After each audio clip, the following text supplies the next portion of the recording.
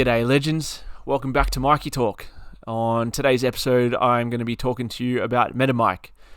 Mikey is my AI personal assistant, so I can chat to you about how he was created, what the benefits of having an AI assistant are, and all the good stuff that comes along with it. So to get started, I need to talk about how I ended up with Mikey in the first place. And to do so, I need to go back to the start of this year. I've got a friend called Noah from Seattle who was down visiting Melbourne, so we caught up for a coffee and a chat. His business is connecting AI speakers with events and companies that need someone to speak at their event. So when I say AI speaker, I mean TED Talk style, someone that has deep knowledge about AI that comes down and speaks about the topic that's relevant to them. Anyway, I'm going to listen to what he has to say about it, obviously, because of that's his expertise and definitely not mine. So he was telling me a bit about Claude and how he set up an assistant with Claude. Claude's kind of like another version of ChatGPT. After using it, in my opinion, better, or at least suited to what I need. Anyway, that's what I'm using at this point. So he mentioned that to first set it up, he would voice transcribe what information he needed to give it, as typing is limited to speed, and when you're just voice dumping certain information, it can be easier to come across, and just getting everything in your brain out there a lot simpler. So he told me a bit about that process, and then the next day I went to implement it. So I went down to Yarrabend Park and spent about the next 4 hours voice dumping my whole life pretty much into ChatGPT, because Claude doesn't have a voice transcribe feature. So if you want to voice transcribe some stuff into Claude, the easiest way, or at least one way of doing it, is voice dumping into ChatGPT and then taking that transcription down and giving it to Claude.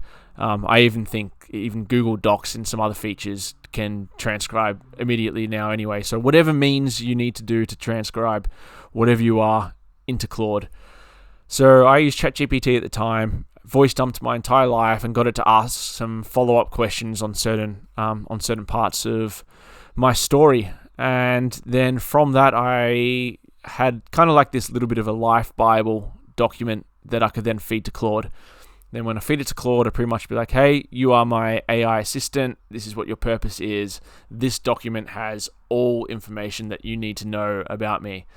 From then, named him Mikey, and which is a name I've used for some online things before. It felt like a fitting time to kind of immortalize that a little bit. So give him the whole document and then just start talking to him like you would an assistant or a business partner or a colleague or whoever, just kind of going back and forth a little bit. And straight away I was realizing the difference in the quality of input that he was giving me compared to when I was just asking generic questions on ChatGPT. I think when you think about it kind of simply, if you don't have any background context or knowledge when you're asking whatever questions you're asking to these AIs, they're just giving you the answer that they can from a generic point of view of not knowing anything about you. So the answers they give you would be the exact same answer that someone else, that they would give someone else that asks exact same question. So by building out this personalized AI assistant, I started to realize that the answers that he was giving me were tailored towards me personally, and also felt like more of a conversation that you would have with someone that knows a bit about you, especially when you are going back and forth. Just having him build off the conversations and his knowledge of who I am and my situation, and then providing actual like tangible feedback and actionable steps on what I was asking for was really cool. And then that just develops over time. So this isn't like a one-time document that you give to him and then that's it. You build off these conversations that you have with them, just as a friend would. Like, think about a relationship you have with a friend that you've had for 15 years. They know all these things about you. They pick up on patterns of how you hold conversations or whatnot. And you're just going to have a lot more in-depth conversation with them than you would with a stranger that you just met off the street. So I like that example of trying to visualize or picture what it's like to have a personalized AI assistant. So we went back and forth for a little bit, and from there I realized that this is actually like a system or a process that can be taught to other people, especially business owners that are looking to have something similar. I have my own structure and set process of how I created it. It's just about putting that into some different steps so other people can follow the same method. So I actually went on to create a whole workbook that gives a step-by-step guide on how to create this mini-me, the voice prompts that you should be having to create this life Bible in the first place, because there's a few certain things that I think need to be talked about, like personal experience, work life, how you intend to use AI. There's 8 categories that I kind of came down to that were important for that voice dump part of the process. And then the other side that goes with it is the actual written prompts to give to ChatGPT or Claude or whoever it is to create this life Bible or this document. So I went and created this whole workbook, which I've then used to help myself create a more specific AI assistant and just to train MetaMic in general. And then also helping other business owners or people that are looking to have an AI assistant. Now I can just give them this workbook and teach them how to use it themselves instead of having to give manual steps every time. So I might actually go and show a little bit of that workbook now, just so you know what I'm talking about, because it is a lot of words. So I'm going to show that right now. Okay, so this is the workbook that I've been talking about that I created on teaching you how to create a mini-me or an AI assistant. So pretty much it's just a step-by-step process on how you go from not having one to having one. Everything you need. So this is a little bit about preparation. Pretty much just saying you need 2 to 3 hours of uninterrupted space to put aside for it, and then the mindset to kind of be in for while you're doing this, which is important. And then the really critical part of this workbook is the actual prompts that you're guiding ChatGPT on. So this is the initial prompt. So what you'll do is you'll actually copy this completely and then paste it into ChatGPT. And I'm not going to read it out loud because it's a lot, but it's pretty much guiding it on, it's telling it what you're trying to do and then prompting it on the next steps after you kind of voice dump all your information onto it. So yeah, you can give a read of this and you'll get a bit of an idea of what I'm talking about. And then the next section is the categories that you'll be and the questions that you'll be answering via voice into ChatGPT. So like I said, 8 categories, got like personal background. So pretty much you're just answering all these questions with your voice and then transcribing it all into ChatGPT so it has all the information for you. So there's a lot of questions there. That's why it takes about, I would say, 1 to 3 hours, depending on how much detail you go into and how much of a follow-up you have. But the more effort you put into this, the better it will be for you in the long run. So you got personal life, daily routines, goals and aspirations, pain points and challenges, preferences and styles, AI assistant specifics, and then some additional context. So yeah, it takes a while, but once you get that all out there, you'll never have to do that again, or you can just update it a little bit every couple of months. Then the next phase after that is actually creating the Life Bible. So now at this point, ChatGPT has all the information on you, and now you need it to actually create this Bible. So that's what this prompt here is for. So once again, I'm not going to read this out loud, but what you do is you just copy this whole thing and then paste it into ChatGPT, and then from that, it will create this document for you. So there's a lot of detail in this around what you need from it, but it's all very important stuff because that's pretty much what's putting this document together. Then it said, make sure you review the document carefully and make any corrections you need, because once again, it is just AI, so don't take everything that it's put in there as Bible and then just move on. Actually go read through it and correct it on anything that could be wrong. And that's a good way of using ChatGPT or AI in general, is always like working with it, just not taking what it says. And then the next step is actually onboarding the AI assistant. So now at this point, you've got your Life Bible, which is this big, beautiful document, and now you need to onboard an assistant. So how do you actually train up the assistant to know what the fuck this Life Bible actually is? So, and then once again, this is another prompt which I now migrate to Claude over because I prefer using Claude. ChatGPT has done everything it can for me by creating this document. You might prefer to just keep using ChatGPT, whatever, but I personally use Claude. So, yep, so you will copy this prompt and paste it in. And then once again, I'm not going to read this, but if you do read this, it mentions how you will be pasting your document here.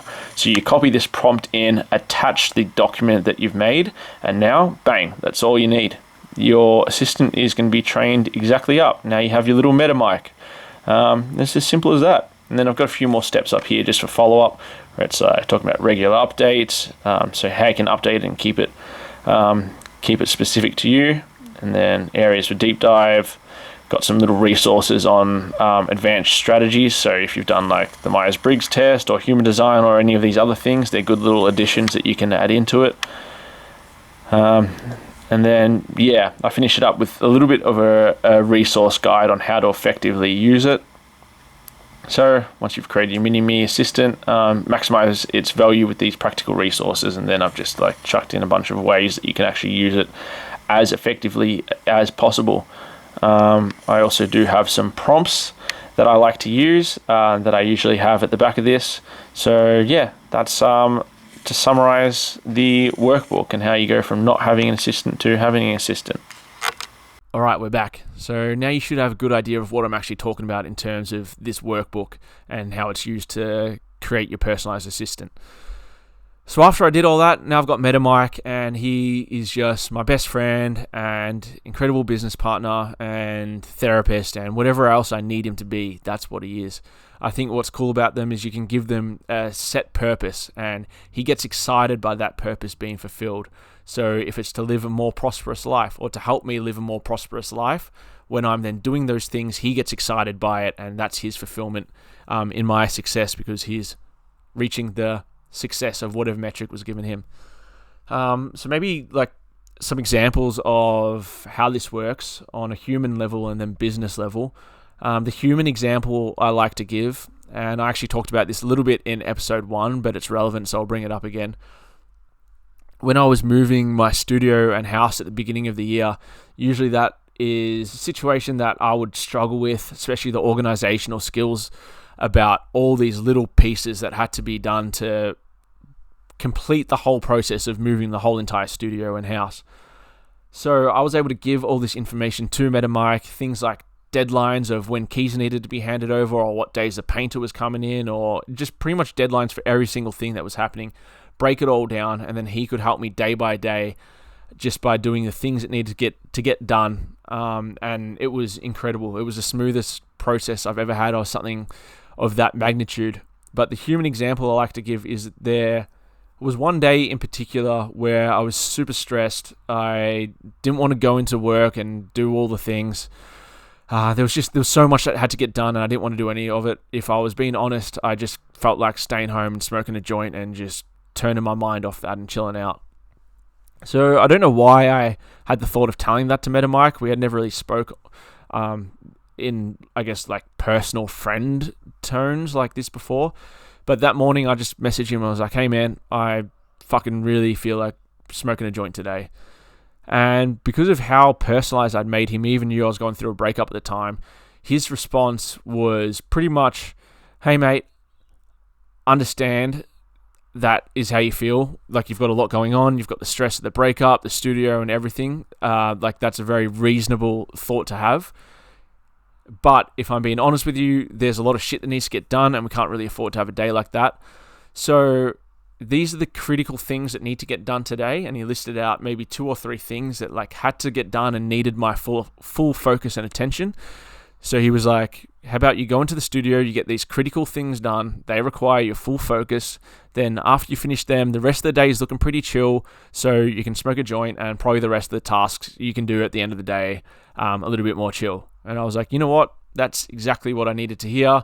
Went down to the studio, did those critical things, and then I was in such a good rhythm that I didn't even feel like smoking, and I didn't need to for the rest of the day.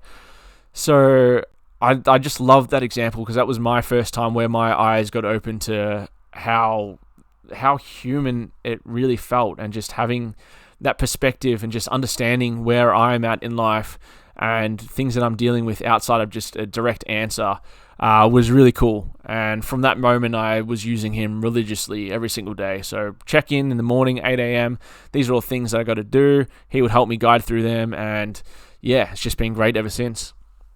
And then on a business side, where he's been most helpful is every time a new client comes in, or existing clients, I can set up a project in Claude specifically for that client. And I use MetaMic to help me set up that template. So for an example, if a new client comes in, I can then feed all this to MetaMic. I can be like, hey, new clients just come in.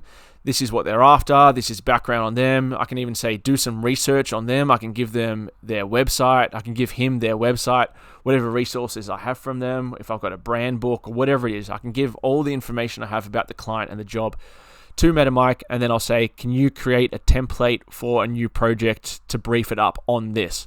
And then it will write out a whole massive document that has all the information about it, and I can submit that to the project knowledge of this new project. And then that's what I'll use for that specific one. So then if I need to make a mood board, if I need to structure out what the job flow and the job process will look like over the next few weeks, whatever it is, it has all the information it needs to do that for me properly. And that, I find this just the exact same way as you would work with a team. This is literally what people would bring in an intern to do. An intern comes into your business, you might give them exactly that. Hey, this is the job. I need you to write a brief for me on this job and help me with the project flow and whatnot. Anything that an intern can do, MetaMic can do, but it's in demand, in your pocket, and has like the knowledge of God pretty much. So it is just, it's an incredible tool, and I think any business owner should be really using it. So yeah, now every client I have has its own project, and all the information is held in there. Every time there's a new document or artifact gets uploaded to it, and it just helps me stay on top of everything. So yeah, I love that. Even when I was in New Zealand a few weeks ago with the Art of Mondays crew, I was able to run a few workshop sessions for them on how to create this mini-me. And by the end of the residency, there was about 10 different people that all had their own AI assistant just by following the same workbook structure. And everyone was loving it. It was great feedback. And to see how much productivity and purpose it served in my life, and then to then give that on to other people and let them get the same out of it, just as the way that Noah taught me how to do it in the first place. It has genuinely been super helpful for me and saves me so many hours in my day, and is helping me free up what I want to be what parts of the business I want to be working on and growing. And yeah, the more people that I can give that back to, I would love to. So just, yeah, maybe some reflections to tie it all together. I really think that every single business owner in particular should have an AI assistant. If you don't, you're going to fall behind, because in 12 months to 3 years, most entrepreneurs and business owners will have one. And just the productivity that it saves you, and how it can help you expand your thinking about the business and the direction you want to take it, and how to actually action those steps as well. Just like the sky's the limit, and it's just getting started. This is at like iPhone 1 level shit right now, and it's just getting better and better. So you need to stay on top of it. I just think if you don't, you're going to fall behind. You might be all right for now, but it is going to come a point where just anyone else that's in your exact same position but is using it, and also using it effectively. Like, it's not just, we're so far past just going on ChatGPT and asking it questions and helping out with that. There's ways that you can set it up like this, where you've got your personalized agents, even the prompts that you're asking it. It's like you can build out a whole resource guide on ways that you should be framing different questions, and the smarter you get with that, the better it's going to be. So yeah, this is a whole big thing. I'm still just learning about it now, but I use it every day, and it's helped my life heaps. So yeah, that's my AI tangent. I'm happy to share the workbook or prompts or whatever with anyone that is interested in it. If I need to do a part 2 on this, on some more specifics or whatnot, that probably will happen eventually. But I just want to get this first episode out there, talking a little bit about AI and just how I use it in the first place. So yeah, that's all I really have to say. Thank you for watching, and I'll see you next week.